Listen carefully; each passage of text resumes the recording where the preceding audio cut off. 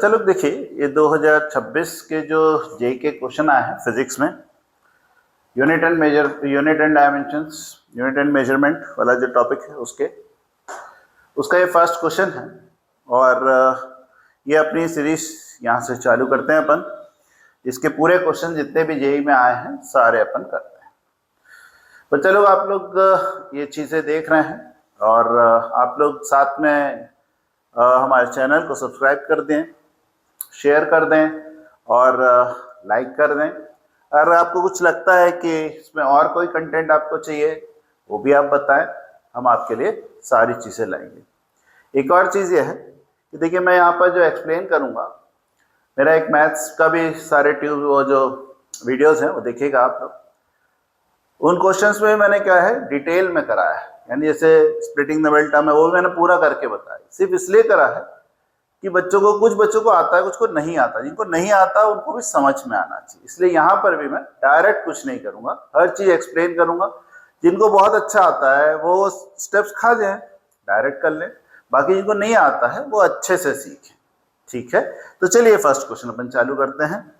इस क्वेश्चन में क्या है, in an experiment the value of 2 spring constants. आपको पता होना चाहिए कि स्प्रिंग कांस्टेंट वो फोर्स का फॉर्मूला आता है फिजिकल टू के एक्स।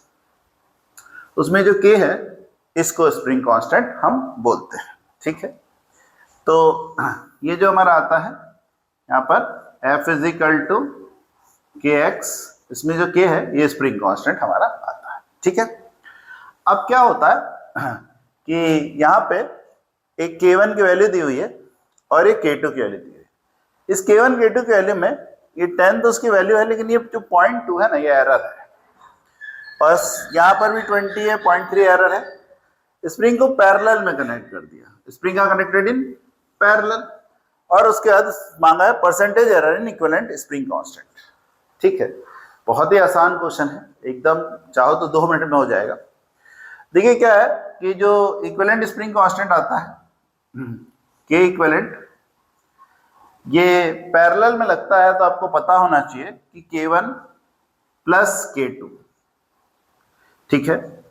आपने एरर एनालिसिस पढ़ा है, बहुत ही आसान है। जब अपन इसको और इसको जोड़ेंगे यहाँ पे, तो इसको जब जोड़ते हैं तो ये 10 और 20 है, ये नॉर्मल तरीके से जुड़ जाता है, मतलब 10 प्लस 20 ये ऐसे जुड़ जाता है। यहाँ प्लस माइनस लिख दीजिए। अब दिक्कत आती है एरर के साथ। एरर में क्या है बच्चा लोग, अगर आप ऐड कर रहे हैं ना तो भी एरर ऐड होता है। अगर आप सब्ट्रैक्ट कर रहे हैं, मान लो इसमें यहाँ सब्ट्रैक्शन होता तो भी हम एरर को ऐड करते हैं, एरर हमेशा इंक्रीज होता है, ठीक है। तो यहाँ पर हम इस एरर को 0.2 और प्लस 0.3 कर देते हैं। तो यहाँ पे आ गया ये 30 प्लस माइनस 0.5। अब देखिए ये हमारा एरर की वैल्यू आ गई और ये हमारी इसकी नॉर्मल वैल्यू है, ठीक है। अब परसेंटेज एरर निकालना है, तो परसेंटेज निकालने के लिए, परसेंटेज के लिए कुछ भी नहीं करना। एक फॉर्मूला होता है एरर, इसको अपन कुछ भी डेल एक्स लिख दीजिए और ये ओरिजिनल को एक्स लिख दीजिए। तो ये 0.5 अपॉन 30 इंटू 100 कर दिया। परसेंटेज निकालना है इसलिए 100 कर दिया। अब यहाँ पर पॉइंट हटाओ, नीचे 10 लगा दो, ये उड़ गया, ये उड़ गया, 5/3 आ गया। इसको आप डिवाइड करेंगे तो यहाँ पे ये जो वैल्यू है, ये वाली वैल्यू हमारी ये आ रही है 5/3।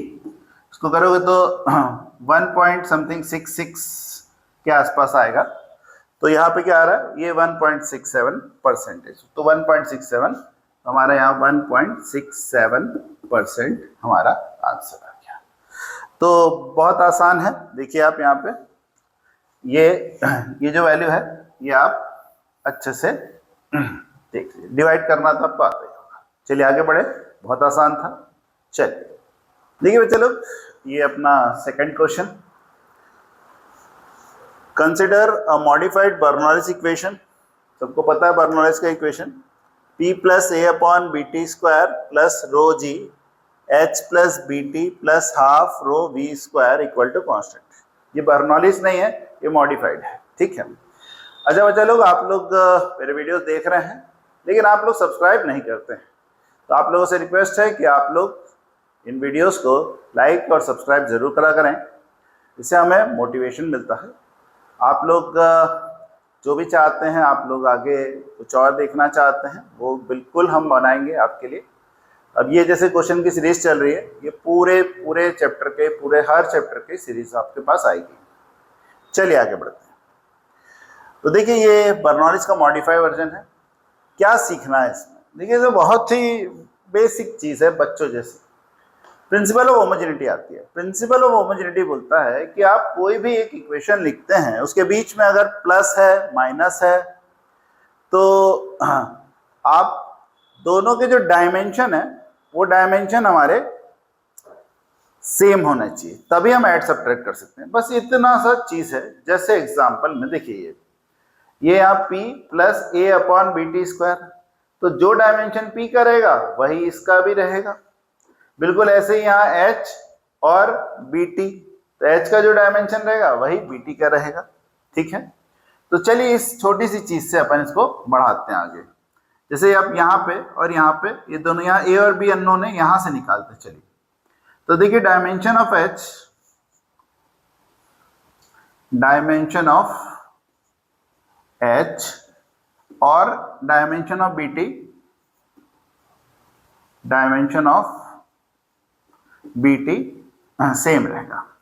h क्या है? हाइट, हाइट यानी लेंथ l, और यहाँ पे b तो पता नहीं है t का, ये t नीचे लाए तो यहाँ पे हो गया l upon t is equal to b, तो यहाँ पे हो गया l t माइनस 1, ये हमारा b की वैल्यू देते हैं।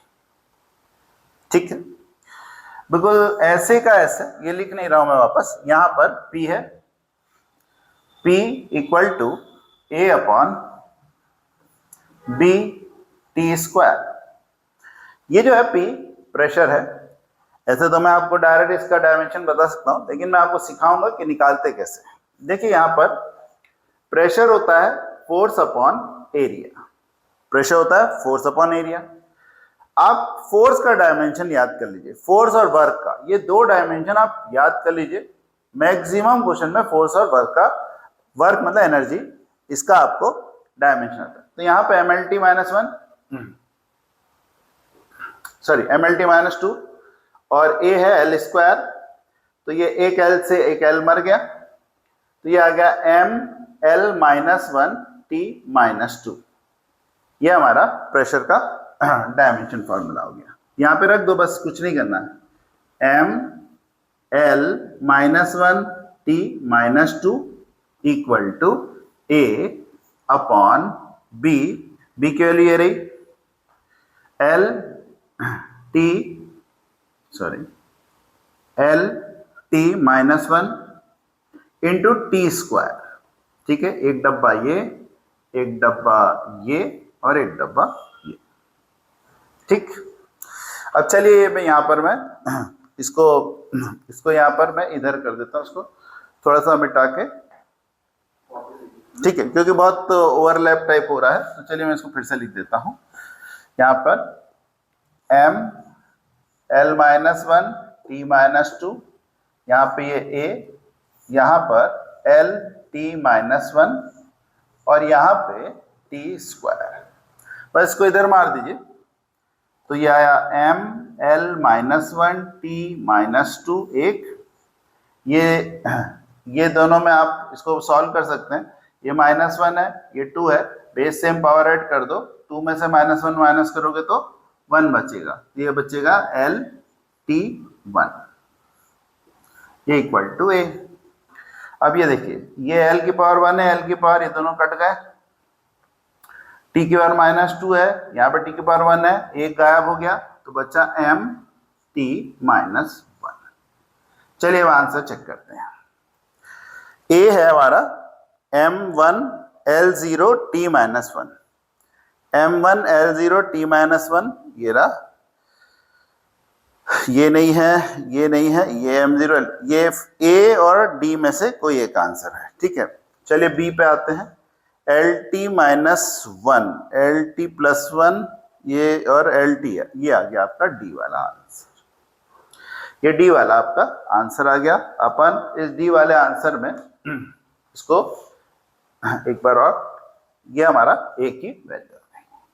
देखा आपने, कोई इसमें दिक्कत तो है नहीं, बहुत ही बेसिक सा क्वेश्चन था। ये ऐसे आप लोग थोड़ा प्रैक्टिस करें, प्रिंसिपल ऑफ होमोजेनिटी देखें, ये सब बनने लग जाएगा। ठीक है, चलिए आगे बढ़ते हैं। ठीक है चलो, अगला क्वेश्चन है। क्वेश्चन में लिखा है, keeping the significant figure in view, the sum of the physical quantities 52.01, 153.2 एंड 0.123 मीटर इज। देखिए अपने को यहाँ पे सम ऑफ फिजिकल क्वांटिटीज है, यानी इसको जोड़ना है। देखिए सिग्निफिकेंट फिगर में आप कुछ चीजें ध्यान रखिए कि जब हम एडिशन सब्ट्रैक्शन करते हैं ना, तो वहां पे कोई सिग्निफिकेंट फिगर का कोई यूज नहीं है। आप ऐड कर लो, डेसिमल के बाद सबसे लीस्ट डेसिमल जो रहता है वो लेके आंसर लिखना है बस। जैसे यहाँ पे देखिए, इस डेसिमल का 2 डिजिट, 1 या 3, सबसे लीस्ट कहाँ है? 1, यानी आंसर में डेसिमल के बाद एक वैल्यू, 1 डिजिट आएगी। देखिए यहाँ पर, ये देखिए ये डेसिमल का 3 लिखा है, यानी आंसर हमारा A आने वाला है। तो देखिए बिना करे सॉल्व हो रहा है, फिर भी क्योंकि आपको सिखाना है इसलिए एक बार यहाँ पे 52.01, 153.2 और 0.123, ये 3 जोड़ा, 2 और 1 3, ये 3 पॉइंट, यारा 5, यारा 10, यारा 2। आंसर तो ये आया है ना, लेकिन हमारे को सिग्निफिकेंट फिगर में क्या सिखाया? एक चीज सिखाई है कि डेसिमल के बाद लीस्ट वैल्यू जो है, किन की लीस्ट वैल्यू? इनकी। इन लोगों में सबसे लीस्ट डेसिमल वैल्यू कौन है? ये जो भाई साहब है, इसमें देखिए डेसिमल के बाद ये 1 ही वैल्यू दी हुई है, 1। तो यहाँ पे आंसर में ये 1 ही आएगा, तो ये आ गया आंसर 205.3। ये आंसर, ये आपका आंसर खत्म। चलिए आगे बढ़े। ठीक है बच्चों, ये अगला क्वेश्चन है। A spherical body of radius small r and density rho falls freely through a viscous liquid having density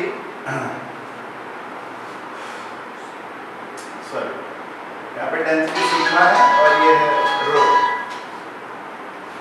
3, 2, 1। ठीक है बच्चा लोग, ये नेक्स्ट क्वेश्चन हमारा, इसमें क्या है? The spherical body of radius r, density sigma, falls freely through a viscous liquid having density rho and viscosity eta and attains a terminal velocity। ये terminal velocity जो अटेंड हो रही है, ये आपका स्टोक्स लॉ है।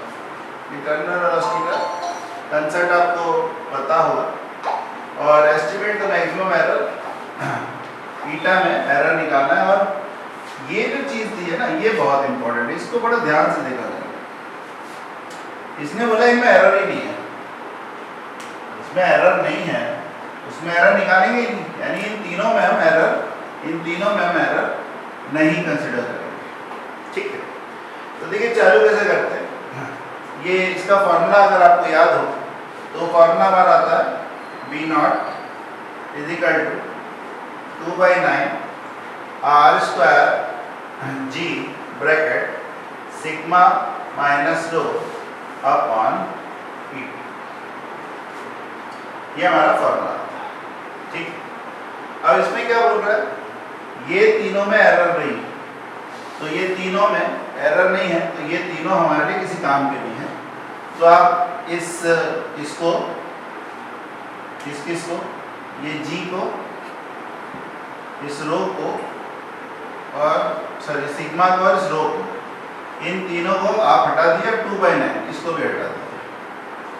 ठीक है, तो इनको आप इसको यहाँ पर से हटा के कोई भी एक कांस्टेंट लगा दिए, कुछ के ले आते थे के, यहाँ पे r² अपॉन बीटा बच जाएगा। अब देखिए किसका एरर निकालना है? Maximum error in quantity this, तो इसको इधर लाइए, equal to k r square upon v. अब देखिए एरर आप लोगों सबको आता होगा, लेकिन फिर भी एक बार मैं बता देता हूँ कि जैसे अपन यहाँ पे कुछ वैल्यू ले लें, जैसे यहाँ पर ए स्क्वायर बी क्यूब, यहाँ पे सी स्क्वायर, ऐसा कुछ भी ले लें, ठीक है, और यहाँ पे अपन पी ले लें। तो एरर निकालते हैं तो डेल पी अपॉन पी करते हैं, ठीक है। ये जो 2 है इसको नीचे को लाते हैं 2, फिर डेल ए बाई ए करते हैं, फिर प्लस लगाते हैं, 3 नीचे को लाते हैं, डेल बी बाई बी करते हैं, और ये जो नीचे है इसको भी प्लस करते हैं, माइनस मत कर देना, 2 डेल सी बाई सी करते हैं, ऐसे निकालते हैं। तो बस ये चीज यहाँ पर भी कर दीजिए, डेल ईटा बाई ईटा के हटा दो, 2 del r by r plus del v not by v. तो मैक्सिमम एरर मांगा है, ये आपका मैक्सिमम एरर आ रहा है, और आंसर मैच कर लेते हैं। देखिए 2 इंटू है, 2 इंटू है, ये देखिए तो 2 कॉमन है, ये हटा दो, 2 इंटू है 2 del r by r plus ये माइनस वाला हटा दो, ये सी आपका आंसर आ गया। एकदम सिंपल सा अपना क्वेश्चन था ये, आपको ये बेसिक चीजें आती होगी, ठीक है। तो बच्चा लोग ये क्वेश्चन, ऐसे क्वेश्चन प्रैक्टिस करिए, और आप लोग क्योंकि मेरे वीडियोस देख रहे हैं, आप लोग मेरे चैनल को सब्सक्राइब करें, और इससे हमारे को बहुत बहुत मोटिवेशन मिलता है, ठीक है। चलिए आगे बढ़ते हैं। देखिए बच्चा लोग, ये हमारा नेक्स्ट क्वेश्चन है, ये मैच द कॉलम है, मैच मैट्रिक्स मैच।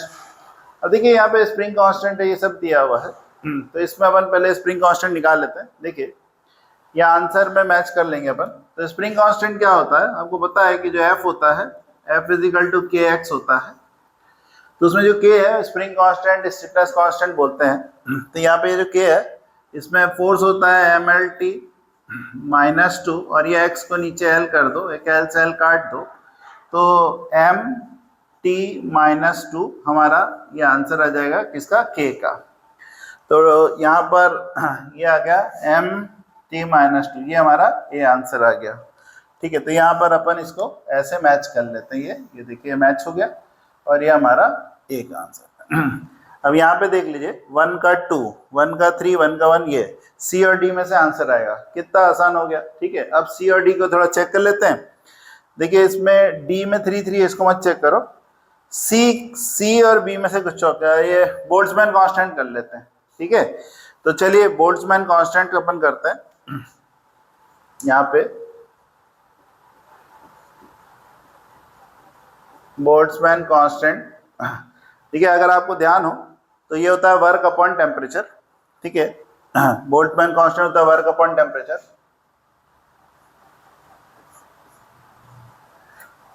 एनर्जी बोल सकते हैं अपन, एनर्जी अपॉन टेम्परेचर।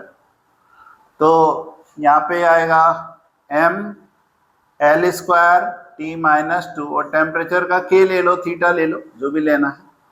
तो एम एल स्क्वायर टी -2 के -1, ये हमारा बोल्ट्जमैन कांस्टेंट हो गया।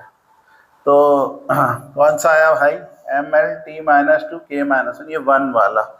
तो ये हमारा बोल्ट्जमैन कांस्टेंट थर्ड वाला आ रहा है, फर्स्ट, ये आ रहा है फर्स्ट, ठीक है। ये हमारा सी वाला ये आ रहा है, तो सी का ये हमारा डी वाला आंसर आ जाएगा। ऐसे आप लोग चेक करेंगे तो बहुत आसान रहेगा। लेकिन चलिए, क्योंकि ये 2 चीज़ें भी आ रही है तो मुझे तो आपको करानी है, तो मैं आपको कंप्लीट करा देता हूँ।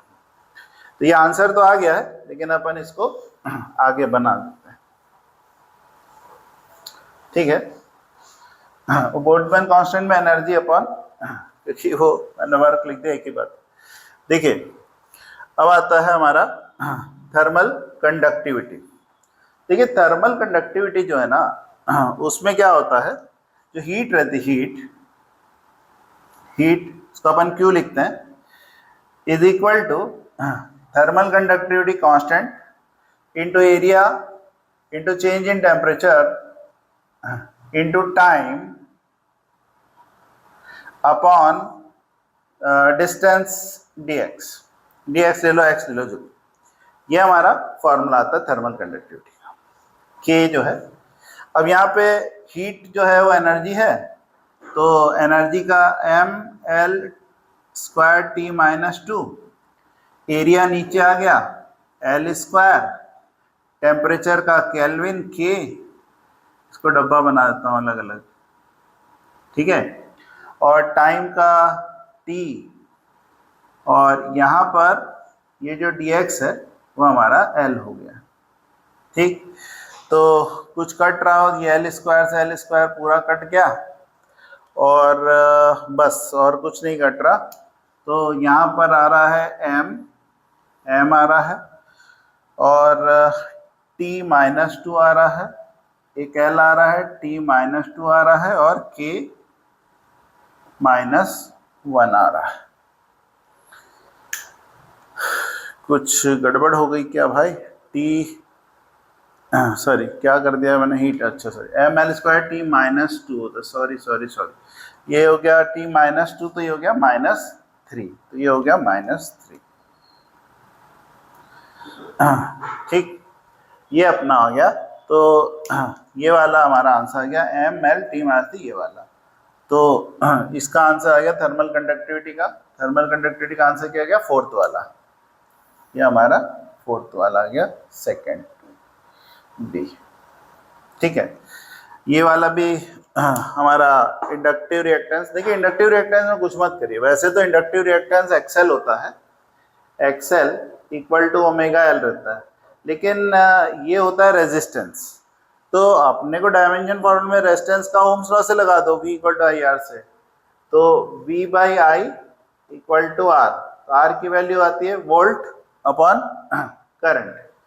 अब जो V है, ये V आपको पता है कि पोटेंशियल होता है वर्क अपॉन चार्ज, और करंट होता है rate of flow of charge, ये दो चीजें होता है ना। तो यहाँ पे क्या करो, V को लिख दो वर्क यानी mL/T-2, और यहाँ पे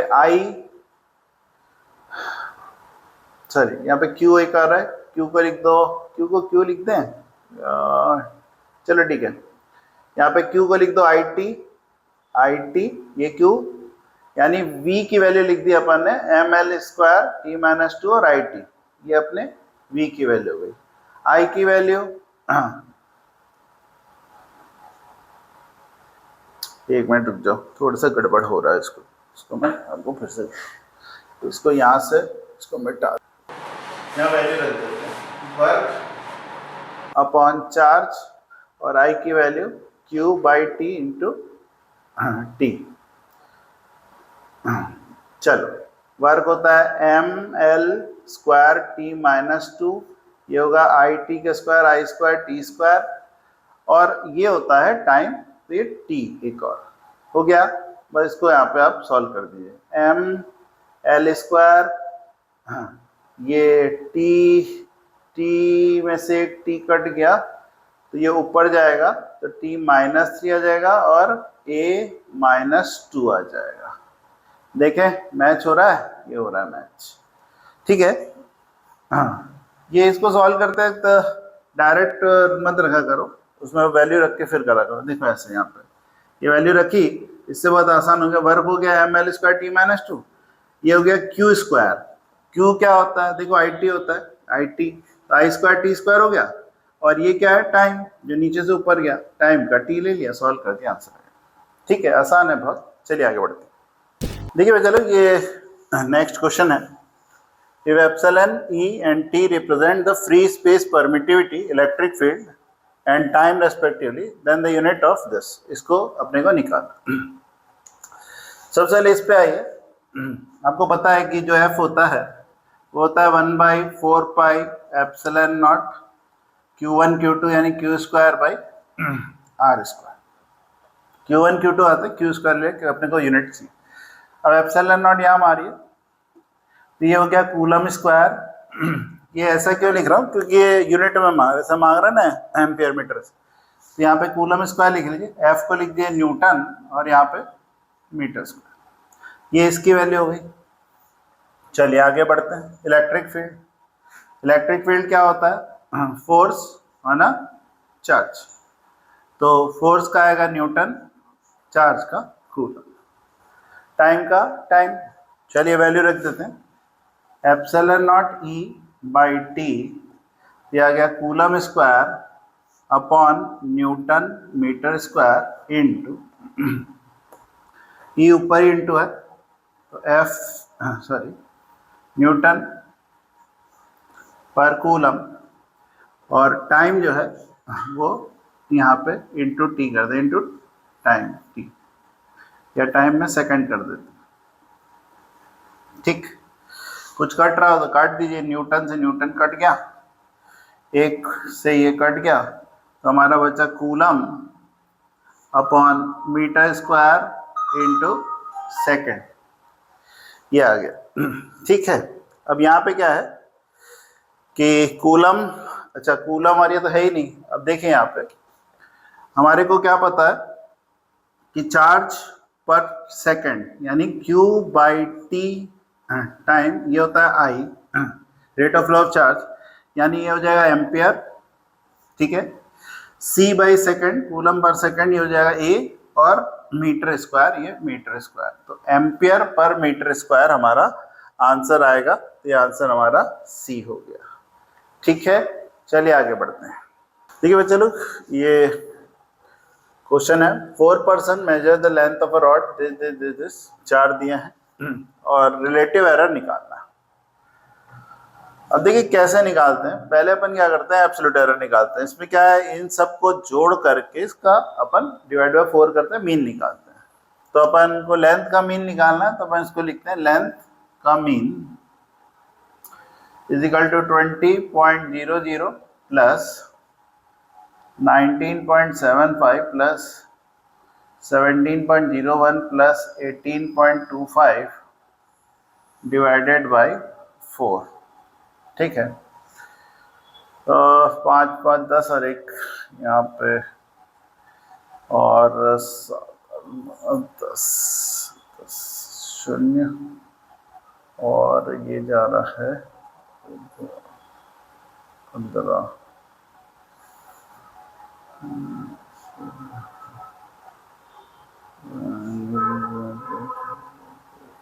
5 7 75.01 आ रहा है, और यहाँ पर आ रहा है 4।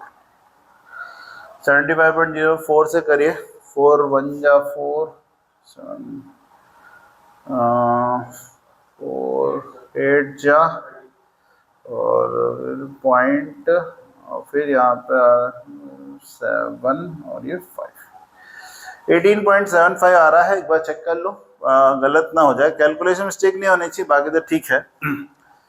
एक बार आप चेक कर लेना, वैसे 18.75 आना चाहिए। ठीक है, चलिए अब क्या करते हैं, अब अपन क्या करते हैं, हर एक को इसे सब्ट्रैक्ट करते हैं। ठीक है, सब्ट्रैक्ट करते हैं और उसको मॉड लगा देते हैं, जिससे अपने को इसका मीन एरर आ जाता है। देखिए यहाँ पे अपना आता है ये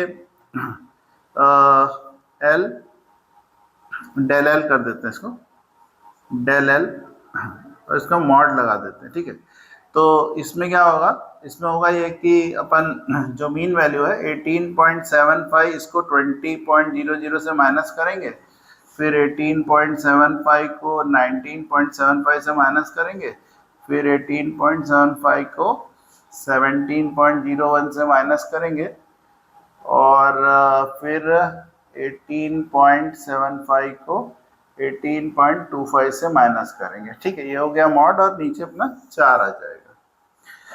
चलिए करिए, ये आ रहा है 1.25 प्लस, मॉड है तो माइनस प्लस कुछ दिक्कत नहीं है, माइनस देखने की जरूरत नहीं है। फिर ये 18 में दो, ये तो 1 आ गया, फिर ये आ जाओ, ये हमारा आ गया 18.75 को 17.01 से माइनस करो तो कितना है 1.74, और यहाँ पे कितना आएगा 0.5, है ना। ठीक है भाई, चलो दिख रहा है, देखो भाई, ये आ रहा 1.25, ये तो 1 ही आ गया, इसको देख लो एक बार बस, ये 4, ये ठीक है, और ये पॉइंट, ठीक है। चलो डिवाइड बाई 4। ठीक है, तो इसका टोटल करो, और टोटल करके इसको 4 से डिवाइड करो, कितना आ रहा है एक मिनट रुको यार, मैं कैलकुलेटर से कर लेता हूँ, बहुत समय लग रहा है इसमें तो ऐसे कैलकुलेशन करने में। तो यहाँ पे 1.25 प्लस 2.74 प्लस 0.5 तो यार है 4.49, तो डिवाइड बाय 4 तो 1 पॉइंट कितना रहा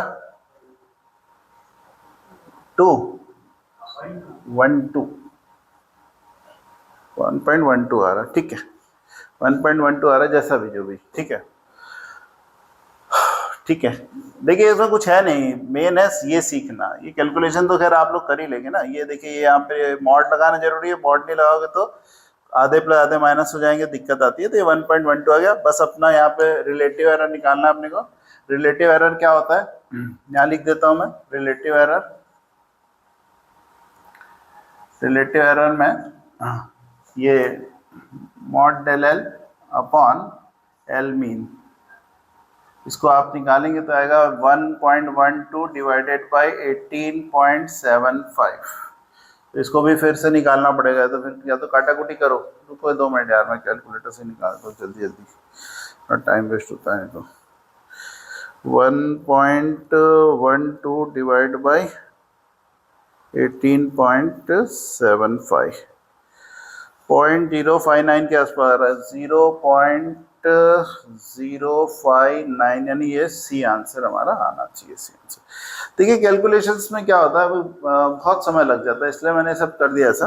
बाकी ये तो खैर अगर करते बैठ के तो 5-1 मिनट और लगता है, लेकिन हो जाता है, ठीक है। तो बहुत आसान है, 0 बस कैलकुलेशन है, क्वेश्चन कुछ भी नहीं दिया, वैसा है कि कैलकुलेशन तो आपको करना ही है स्पीड से।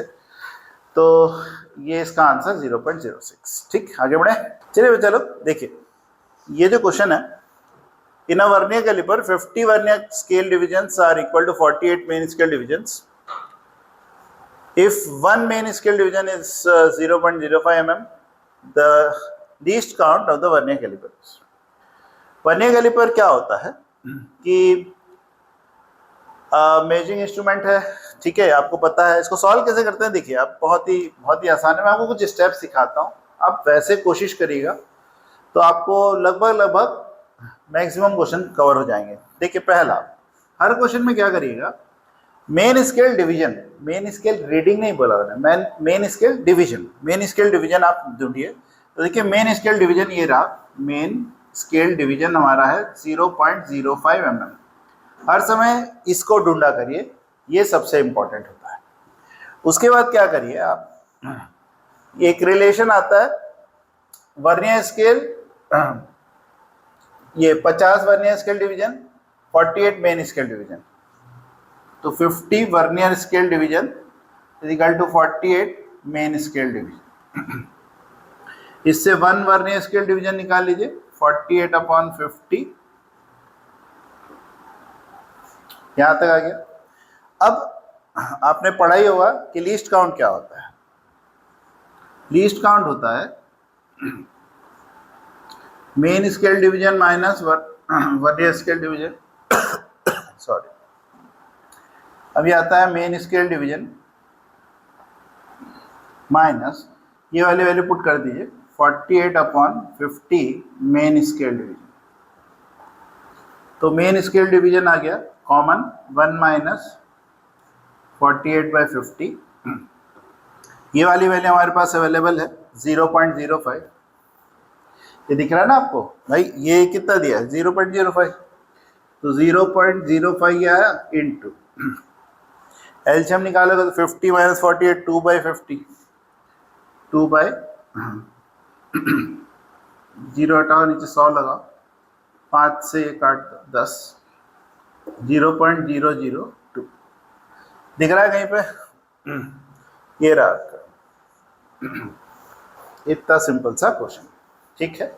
चलिए आगे बढ़ो, ठीक है चलो। ये जो क्वेश्चन है, when both jaws of vernier caliper touch each other, 0 mark of vernier scale is right to the 0 mark of main scale, और 4th mark of vernier scale coincide with certain mark of main scale. देखिए क्या होता है आप एक चीज समझिए कि जब हम एक्सपेरिमेंट चालू नहीं करते हैं उस समय हम क्या करते हैं, दोनों जॉस को बंद करते हैं और दोनों का 0-0 कोइंसाइड होना चाहिए। अगर 0 कोइंसाइड नहीं हो रहा है तो जो हम देखते हैं वो है 0 एरर। ठीक है, 0 एरर एक्सपेरिमेंट चालू होने के पहले आता है। ठीक है, तो यहाँ पर कई बार कई बच्चे पूछते हैं कि ये फोर्थ मार के आ रहा है, फिर अगली बार कहीं और कोइंसाइड, फिफ्थ डिवीजन कोइंसाइड कर रहा है, तो ये दो कैसे?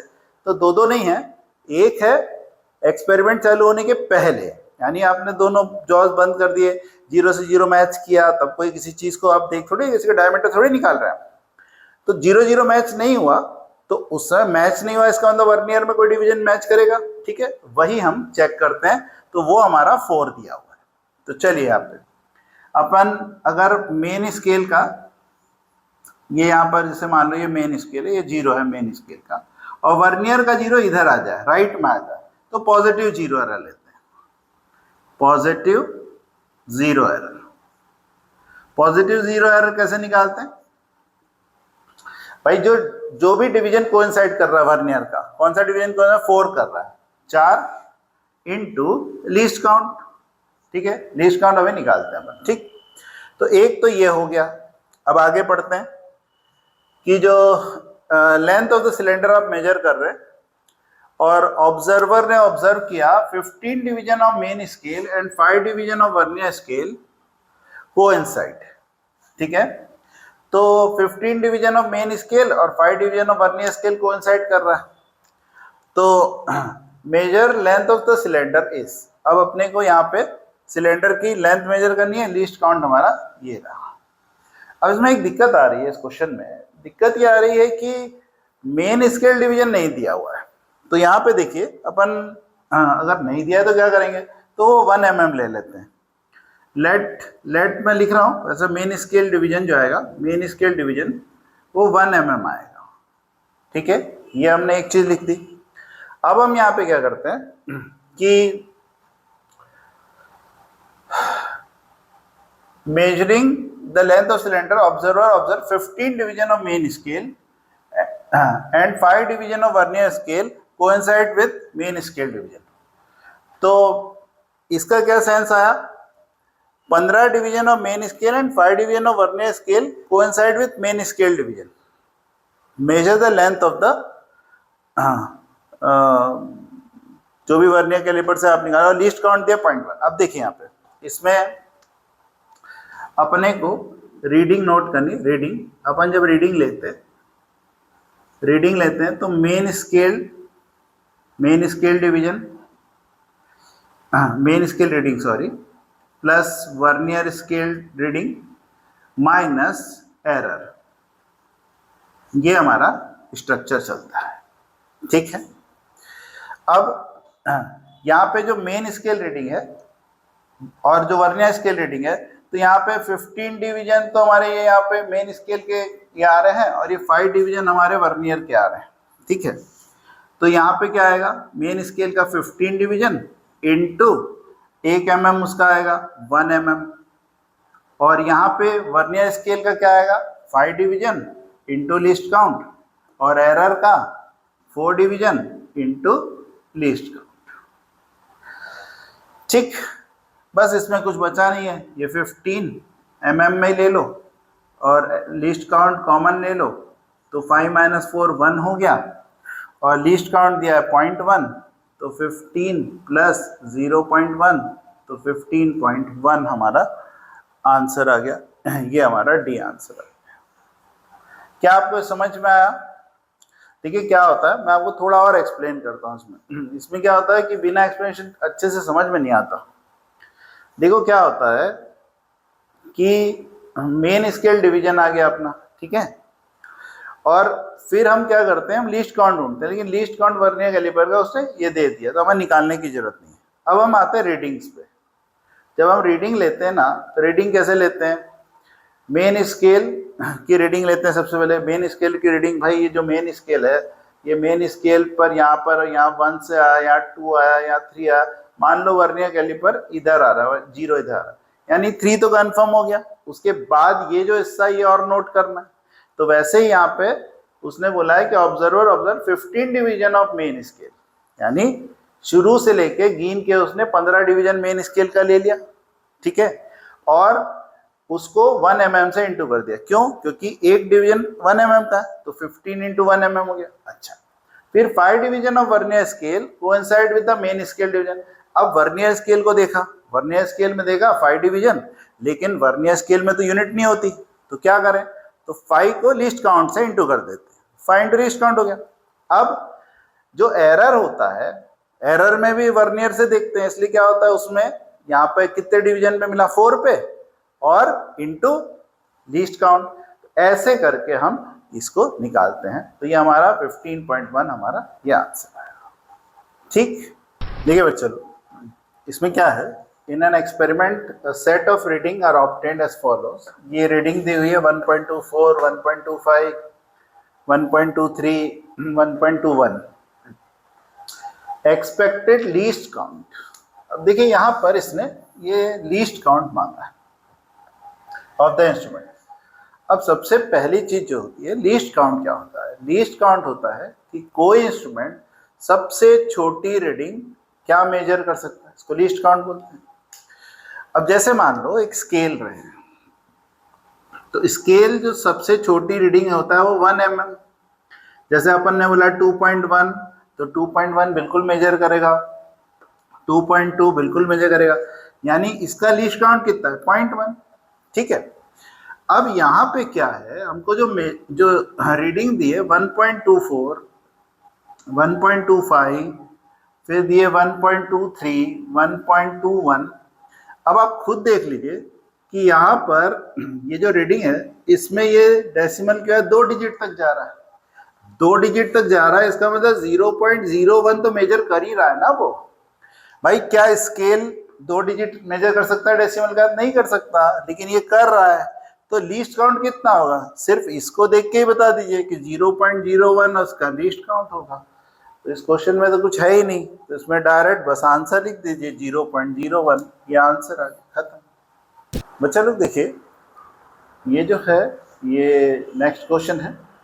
The speed of a longitudinal wave in a metallic bar is 400 metre per second. If the density and Young's modulus of a bar metal are increased by 0.5% and 1% respectively, then the speed of the wave is changed approximately to। देखिए क्या होता है, क्योंकि अपन ने यहाँ लिख रखा है यूनिट एंड डायमेंशन, तो इसमें क्या है, हर बच्चे को लगता है कि ये जो इंक्रीज बाय दिया है ये एरर है। कहाँ लिखा है एरर? नहीं लिखा है। ये क्वेश्चन थोड़ा सा ऐसा है जिसको आपको ध्यान रखना पड़ेगा। देखो समझो एक चीज़ को, जैसे मान लीजिए लेंथ होती है, लेंथ की अपने को रीडिंग आती है 10 ± 0.2, तो ये जो 0.2 है ना, ये एरर है। ठीक है, ये एरर अपने बहुत सारे कारण से होता है। ये जो 10 है ना, ये 10 एक्चुअली रीडिंग है, तो एरर अगर ना लूँ मैं खाली 10 लिखूँ तो ये एक्चुअली उसकी रीडिंग है, एरर हटा के भी जाती है चीज़ें। अब ये जो लेंथ है ना, ये लेंथ अगर इंक्रीज होगी तो ये जो 10 है ना, ये इंक्रीज डिक्रीज होता है, एरर थोड़ी इंक्रीज। देखो आप लोग को मैंने सिखाया, आप इस चीज़ को ध्यान से सुना करें। देखो क्या है, एरर सिर्फ ऐड होता है, एरर सिर्फ इंक्रीज होता है। ठीक है, एरर आपका चाहे 2 चीज़ को सब्ट्रैक्ट करोगे तो भी एरर ऐड होता है। ठीक, लेकिन यहाँ पर कहीं नहीं लिखा इसने एरर है, इसने सिर्फ इतना लिखा है कि ये इंक्रीज हो रहा है। ठीक, अब कैसे करें? तो देखिए speed of the wave, speed of the wave जो होती है ना, स्पीड ऑफ द वेव का फॉर्मूला होता है √E/ρ। ई मतलब मॉडुलस ऑफ इलास्टिसिटी। अब यहाँ पे यंग्स मॉडुलस दिया तो इसको ऐसा लिख लो √Y/ρ, V = √Y/ρ। ये तीनों आते हैं ना, Young's modulus, bulk modulus, modulus of rigidity, तीनों। ठीक है, चलो अब क्या है कि यहाँ पर आप इसको वैसा नहीं कर देना कि जैसे यहाँ पे ∇V/V = 1/2 ∇y, ऐसा नहीं करना। क्यों नहीं करना?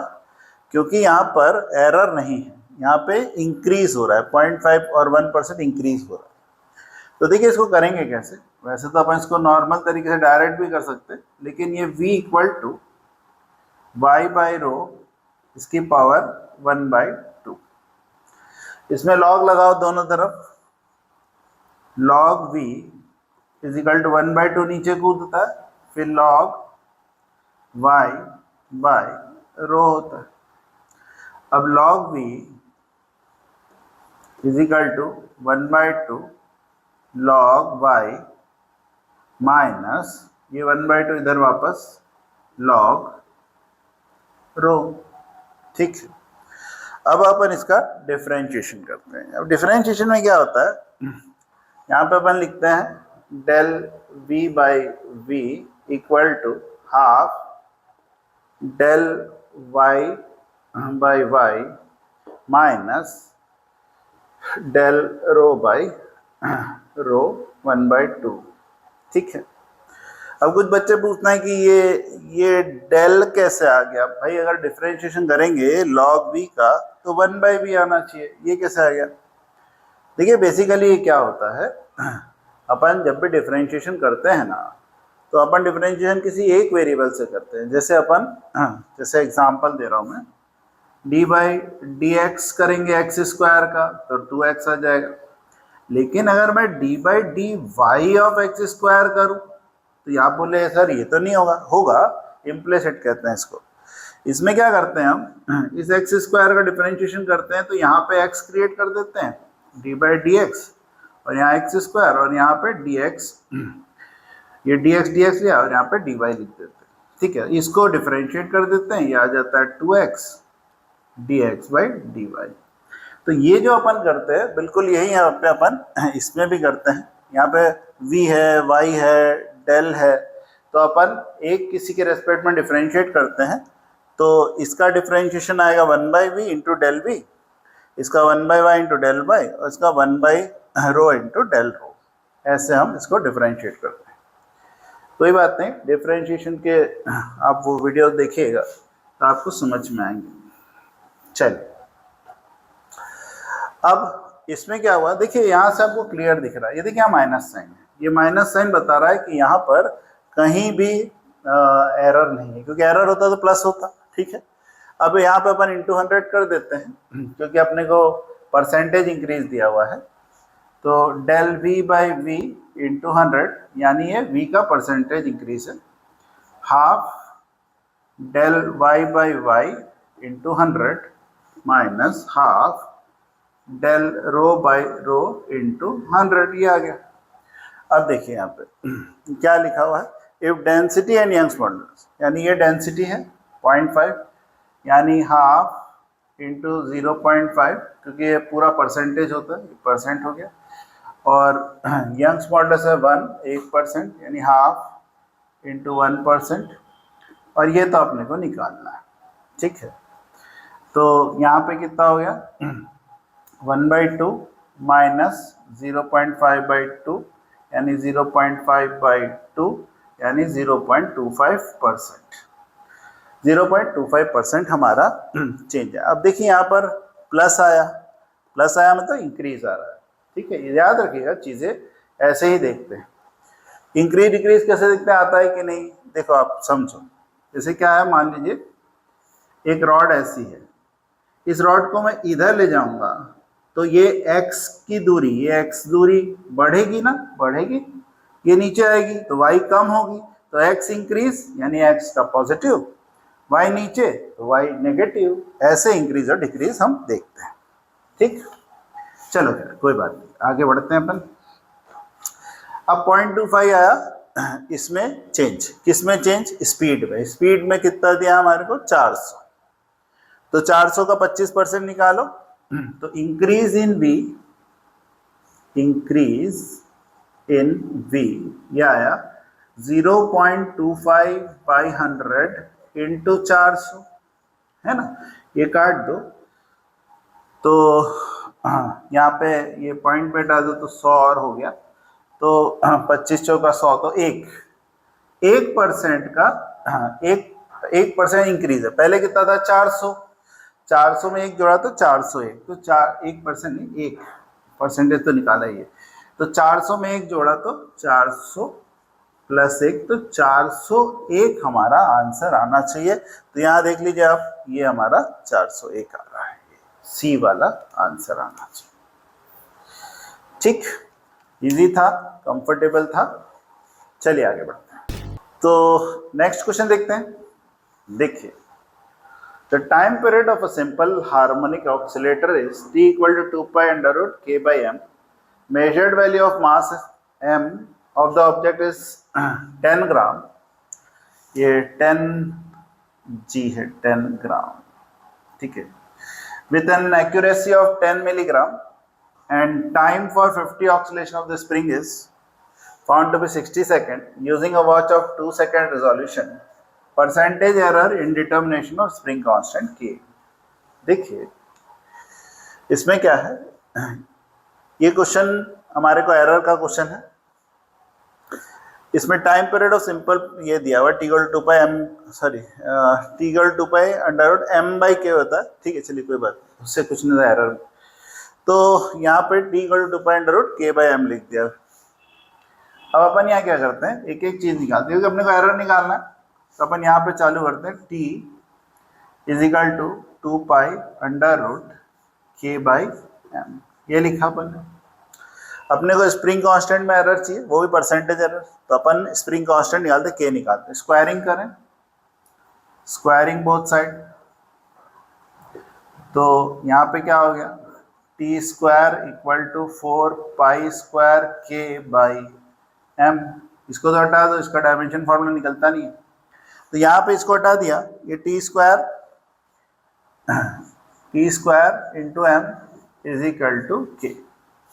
अब एरर में क्या करते हैं, एरर में डेल के बाई के इंटू 100 कर देता हूँ, परसेंटेज निकालना, is equal to 2 into del t by t plus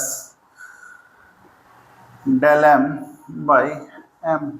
अच्छा सॉरी, इंटू 100 भी करते जाओ, into 100 plus del m by m into 100। ठीक, यहाँ तक तो कोई दिक्कत नहीं है। अब यहाँ पे एक एक चीज निकालते हैं।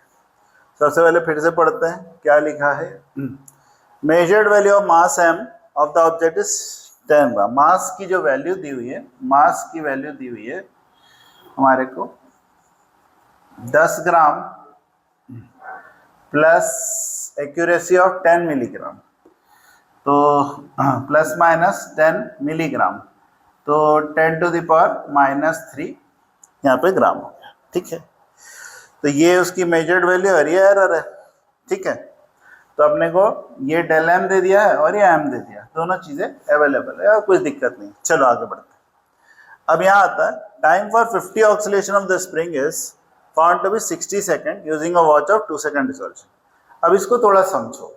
देखो बच्चे लोग, क्या होता है, एक होता है टाइम और एक होता है टाइम पीरियड। टाइम पीरियड होता है एक कंप्लीट ऑक्सीलेशन के लिए, एक पूरा राउंड घूमने में जो समय लगता है वो होता है टाइम पीरियड। अब यहाँ पे क्या दिया हुआ है कि 50 oscillation is found to be 50 oscillation का टाइम क्या दिया, 60। अब यहाँ सुनो ध्यान से, देखो ये जो 60 सेकेंड दिया है ना, 60 सेकेंड, एक मैं पूरा लिखता हूं,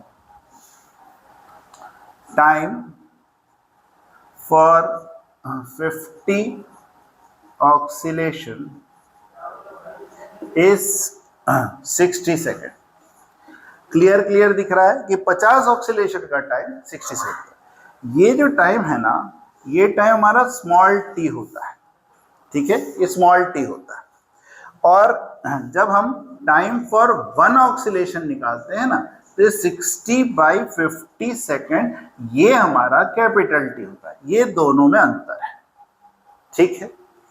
अब using a watch of 2 second resolution, तो भाई आप पूरे 50 ऑक्सीलेशन मेजर किए और वॉच से किए, आपने देखा 2 सेकेंड का उसमें एरर आ गया। तो 2 सेकेंड का जो एरर है ये आपका 50 ऑक्सीलेशन का आया है। तो यहाँ पे अपन लिखते हैं फॉर 50 ऑक्सीलेशन जो एरर आया जो एरर आया वो आया हमारा 2 सेकंड का, और फॉर 1 ऑक्सीलेशन जो एरर आया वो आया 2/50। अब यहां पर ये जो 2 सेकंड है ना, ये है डेल स्मॉल टी, और ये जो है ना, ये है डेल कैपिटल टी। बस ये फर्क है, ठीक है। तो होता क्या है कि आपने बुक्स वगैरह देखी होंगी, तो उसमें ऐसा लिखा हुआ आता है कि जो टी है वो small t by n, small t by n, t जो रहता है ये टी, वो small t 60 by n number of oscillation, ठीक है। ये ऐसा लिखा था। अब इसको अगर आप एरर में कन्वर्ट करो तो ये कितना आएगा, डेल टी बाई टी। अब एन तो वैल्यू है, न्यूमेरिकल वैल्यू का, तो डायमेंशन होता नहीं, तो हटाओ उसको, ये del small t by t, ये आता है फॉर्मूला।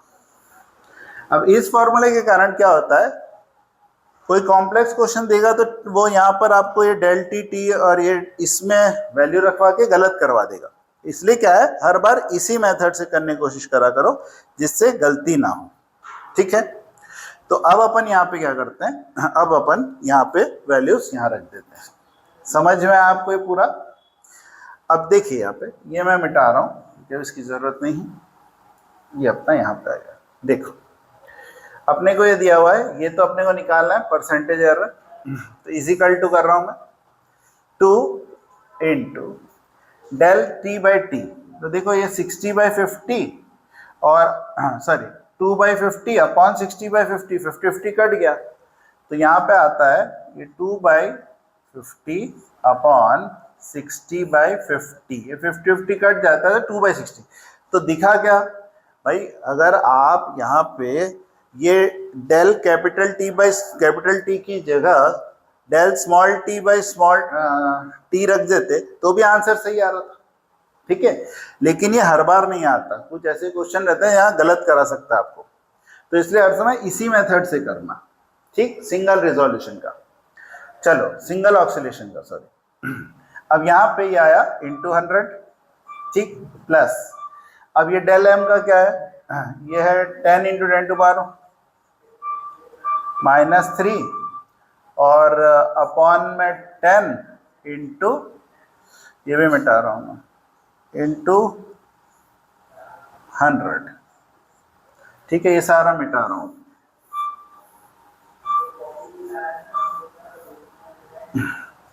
अब यहाँ वैल्यू लिख दे, तो ये आ रहा है 2 इंटू 4, 4/60 काट दो, 2/30 इंटू 100 कर दो, 0 0 और उड़ा दो, तो 20/3, ये आ गया 20/3, 20/3 प्लस इसमें क्या हुआ, ये 0 से 0 काटा, 2 ये आ गया, तो 10⁻⁻1 यानी 1/10.1, 0.1, तो ये आ गया 0.1, ठीक है। अगर इसको सॉल्व करें तो ये आ जाएगा हमारा 6.66 आएगा, 6.6 कर दो, चलो 6 आया, 0.1, तो 6.67 सॉरी 6.7 के आसपास ये आ रहा है, ठीक है। डी वाला जो है वो हमारा आंसर आ गया। आप लोगों को समझ में आया सबको समझ में? एकदम इजी है। बस इसमें ये इन चीज़ों का ध्यान रखना, ये कि कितने ऑक्सीलेशन पे अपन हर समय 1 ऑक्सीलेशन का निकालना, उसी को टाइम पीरियड बोलते हैं, ठीक है। चलिए आगे बढ़ते हैं। चलिए बच्चे लोग, देखिए ये स्क्रू गेज वाला क्वेश्चन है। In a screw gauge, the zero of the circular scale lies 3 division above the horizontal pitch line. When their metallic studs are brought in contact, using this instrument, thickness of a sheet is measured. If pitch scale reading, ये जो pitch scale reading है वो दिया है 1 mm, ये pitch scale reading हमें दिया 1 mm, और सर्कुलर स्केल रीडिंग हमारे को दिया 51, ठीक है। Then the correct thickness of the sheet is, और लीस्ट काउंट हमें ये दे दिया है, लीस्ट काउंट निकालने की जरूरत है। देखो स्क्रू गेज में बहुत ही आसान रहता है इसको सब निकालना, हमारे को क्या है, सबसे पहले ये दिया है, ये क्या बोल रहा है, zero of circular scale lies 3 division above the horizontal pitch line. देखिए अगर अपन ऐसे बनाएं, मान लो ये अपनी मेन स्केल है, ठीक है, और ऐसी अपनी सर्कुलर स्केल रहती है। एक काम करते हैं, ऐसे बना देते हैं, सर्कुलर स्केल ऐसे बनाते हैं, ठीक है। अब इसमें क्या होता है कि ये जो मेन स्केल है उसकी जो बेस लाइन है या रेफरेंस लाइन है, ये लाइन, यहाँ का जो जीरो रहता है और ये सर्कुलर स्केल का जो जीरो रहता है वो बिल्कुल मैच करता है। यहाँ पे जीरो आता है और इसका यहाँ जीरो आता है, ठीक है। अब एरर कैसे आएगा, एरर दो तरीके से आ सकता है। होता क्या है, देखिए जब ये जीरो जीरो आता है ना, तो अपने को उसको उल्टा ऐसे खोलना पड़ता है। भाई इसको खोलते कैसे, ऐसे खोलते हैं ना, ऐसे तभी तो खुलेगा, ऐसे तो टाइट होगा। तो इसको नापना है, तो इसको ऐसे ओपन करेंगे और यार जॉज में फंसा देंगे। अब ये जो डायमीटर लेना है, इस डायमीटर को लेने के पहले हम क्या करते हैं, जीरो जीरो मैच करते हैं। जीरो जीरो मैच करेंगे तो दो कंडीशन होगी, जो सर्कुलर स्केल है वो मेन स्केल के जीरो के ओवरलैप कर जाएगा, यहाँ आ जाएगा, ठीक है। और या फिर वो इसका जो जीरो है वो इधर रहेगा, यानी सर्कुलर स्केल में कोई डिवीजन आगे बढ़ जाएंगे, यानी ऐसे हो जाएंगे। देखो एक में तो क्या होगा, ये यहाँ पर जो जीरो है वो यहाँ आ जाएगा, ये यहाँ आ जाएंगे, ये यहाँ चढ़ जाएंगे, ये यहाँ पर अपने को इसका जो मेन स्केल का जो जीरो है वो दिखेगा ही नहीं, मेन स्केल का जीरो आपको दिखना ही बंद हो जाएगा, खत्म। ये ओवरलैप चढ़ गया, इधर चढ़ गया, ठीक है। और एक चीज क्या होगी, एक चीज ये होगी कि ये जो मेन स्केल है, ये मेन स्केल के यहाँ पर, चलो ऐसे रीडिंग बना देता हूँ मैं, रीडिंग इसका जीरो यहाँ आ गया, जीरो मेन स्केल। इसमें क्या है, ये सर्कुलर स्केल यहाँ पे आ रहा है, ये यहाँ पे, ठीक है, यहाँ पे आ रहा है। तो ये इधर तुम्हारी कहीं जीरो आ जाएगा, नीचे ऐसे आ जाएगा, ठीक है। ये दो प्रकार के जीरो आते हैं। एक जीरो जब इसका जीरो मैच ना करे और ये यहाँ पर दिखे, और एक जीरो जब ये चढ़ ही जाए इसके ऊपर चढ़ जाएगा, तो ये वाला जो मेन स्केल का जीरो है दिखे ही नहीं, ठीक है। दो प्रकार के जीरो होते हैं। चलिए अब इसमें क्या होता है, यहाँ पे क्या हुआ, 3 डिवीजन वो चढ़ गया उस पर, यहाँ पे आ गया जीरो एरर, ये वाला आ गया negative zero error. Negative zero error आएगा तो कैसे निकालेंगे, देखेंगे कि सर्कुलर स्केल के कितने division, 3 division, into list count कर दो, तो 3 इंटू 0.01, तो 0.03, और ये क्योंकि नेगेटिव है तो माइनस में, ठीक, माइनस में, ठीक। एक चीज ये हो गई। अब अपने को क्या करना है, अपने को यहाँ पे देखिए, चाहे स्क्रू गेज हो चाहे वर्नियर कैलिपर, अपने को लिस्ट काउंट निकालना रहता है। अब यहाँ दे दिया है, क्यों निकालें, यानी डायरेक्ट रीडिंग निकालनी है। तो रीडिंग कैसे निकालते हैं, रीडिंग निकालने के लिए क्या होगा, भाई आपने ऐसे ओपन किया तो मेन स्केल में कुछ रीडिंग, भाई मेन स्केल में रीडिंग दिखेगी ना, मेन स्केल में रीडिंग दिख रही है यहाँ पर आपका, ये मेन स्केल में, यहाँ पे ये मेन स्केल का जीरो है, यहाँ पे ऐसे 1 2 3 4 5 1 2 3 4 5 ऐसे रीडिंग दिख रही है, और आपका ये यहाँ पर ऐसे आ गया, ठीक है, ये ऐसे आ गया। अब क्या होगा, ये मान लो ये 1 है, तो 1 के बाद ये इतना और ढूंढना है। तो सर्कुलर स्केल में ये यहाँ पर जीरो मान लो यहाँ है, और ये यहाँ पर मान लो 6 है, ठीक है। तो सर्कुलर स्केल का 6 इंटू लिस्ट काउंट, वो सर्कुलर स्केल की रीडिंग, और मेन स्केल की 1 में जोड़ दो, 6 इंटू लिस्ट काउंट जोड़ दो, आंसर आ गया। एरर है तो प्लस या माइनस कर दो, बस इतना सा करना रहता है।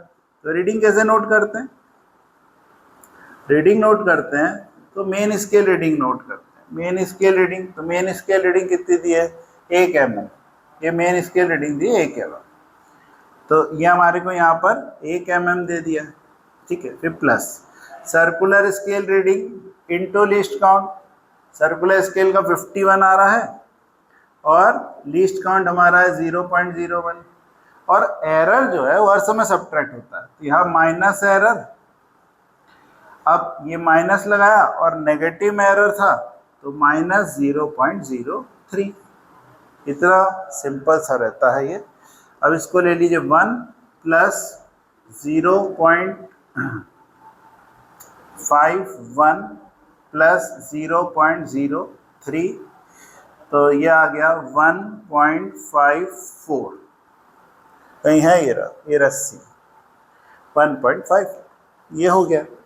तो इतना एक्सप्लेनेशन की जरूरत नहीं थी, जीरो एरर निकालते आना चाहिए। अगर नहीं भी आता है तो एक किसी चीज को याद कर लो भाई कि अगर ये सरप्लस केस को ओवरलैप करता है तो नेगेटिव जीरो एरर, तो दूसरा वाला पॉजिटिव हो जाएगा। ठीक है, चलिए आगे बढ़ते हैं। चलिए बच्चे लोग, ये देखिए यहाँ पे a ball of radius small R, density rho, dropped through a viscous liquid of density sigma and viscosity eta attains its terminal velocity at time t given by this, where a is a constant, a b c d are integers, the value of this is। देखिए simple dimension formula का question है, हमारे को इन सब के dimension formula निकाल के A B C D में इक्वेशन बनाना है, ए बी सी डी की वैल्यू निकाल के इसमें रखना, बस डायमेंशन फार्मूला आने चाहिए। तो देखिए यहाँ पर कुछ है नहीं, बहुत ही सिंपल से चीज़ें दी हुई है। देखिए यहाँ पर डायमेंशन ऑफ, डायरेक्ट लिख देता हूँ मैं, चलो ठीक है, डायमेंशन ऑफ आर, ये हो गया एल, डायमेंशन ऑफ डेंसिटी ये होता है मास पर यूनिट वॉल्यूम, तो ml-3, डायमेंशन ऑफ, देखो दो डेंसिटी दे रखी है, एक वो भी दे रखी है सिग्मा, तो वो भी ml-3, और क्या बच्चा विस्कोसिटी, डायमेंशन ऑफ ईटा।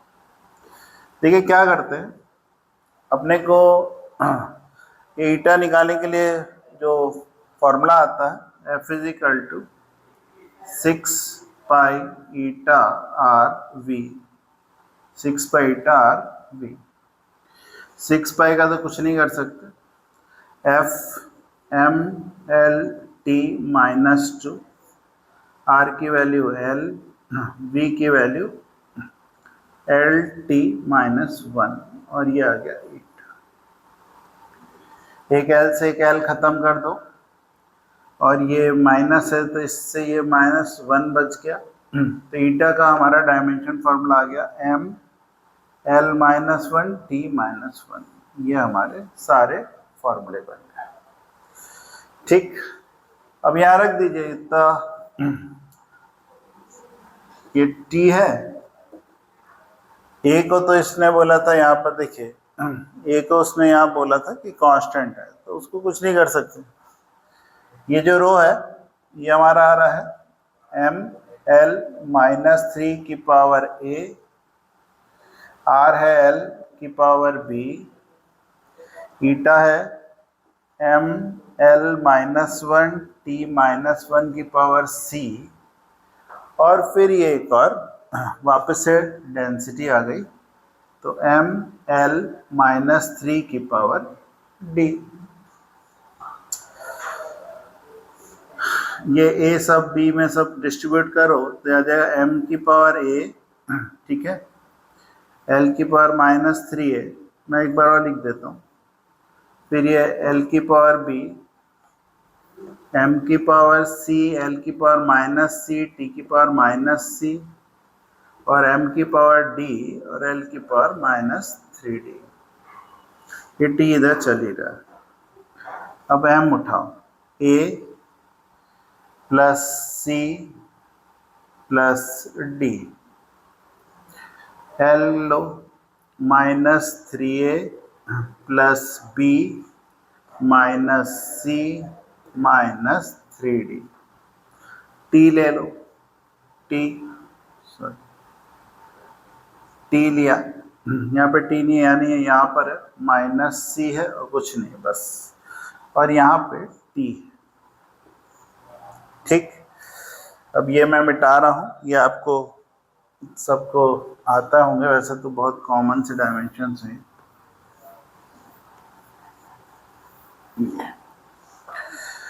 अब देखिए यहाँ m की पावर ये है, यहाँ m तो है ही नहीं, यहाँ तो m 0 है, तो ये आ गया a plus C plus D equal to 0 एक। दूसरा -3a plus B minus C minus 3d equal to 0, क्योंकि l भी नहीं है लेकिन t है, तो -c इक्वल टू 1, तो c इक्वल टू -1। ये 1 इक्वेशन, ये 2 इक्वेशन। c की वैल्यू यहाँ रख देते हैं 1 में, ठीक है। तो क्या हो गया, a plus D minus 1 equal to 0, इधर को दा दो तो a प्लस डी आ गया 1, ठीक। अब यहाँ पर आप देखो, ये दोनों तो अपने यूज होगा, इसको करना है, c की वैल्यू रख देंगे, लेकिन यहाँ पे 3 डाटा बच रहे हैं।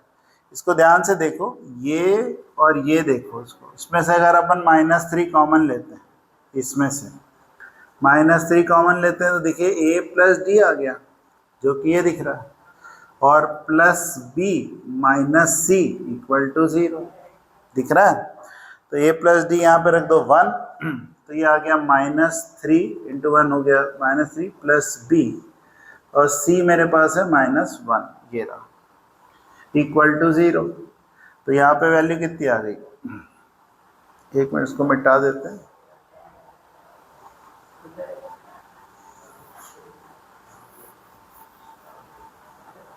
ये देखिए,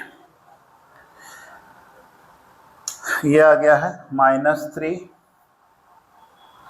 plus 1 plus b equal to 0, ये हो गया -2, उधर कूद के b हो गया 2, b हो गया 2, ठीक। यहाँ वैल्यू रख देते हैं, b plus C upon a plus D करना है, ठीक है। क्या किया, b है 2 और c है -1, तो 2 -1 और a प्लस डी, तो डायरेक्ट ये आ गया था, a प्लस डी आ गया था, तो इसकी जगह पे 1 रख दो, 1, तो 1 अपॉन 1 आंसर आएगा, तो इसका आंसर आएगा 1,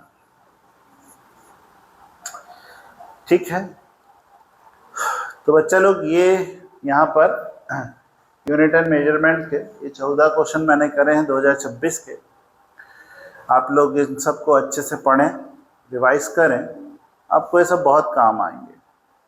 चलिए।